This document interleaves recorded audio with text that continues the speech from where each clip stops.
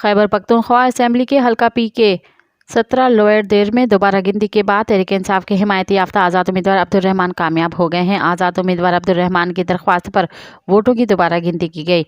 Returning officer के मुताबिक दोबारा गिनती के बाद आज़ाद उम्मीदवार अब्दुर्रहमान कामयाब करार पाए हैं। RO ने बताया कि आज़ाद उम्मीदवार उबैदुर्रहमान ने 30,229 वोट हासिल किए, जबकि जमात इस्लामी के एजाजुल मलक अफकारी 19,990 वोट लेकर दूसरे नंबर पर रहे।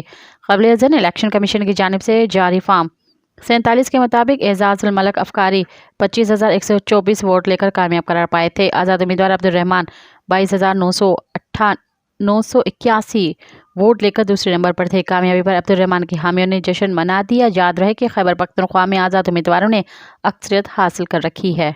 मज़ीद ख़बरन ऐं तफ़सीलात लाइ विज़िट कयो असांजी वेबसाइट www.awamiNewsHD.com ऐं ॾिसंदा रहो अवामी न्यूज़ HD।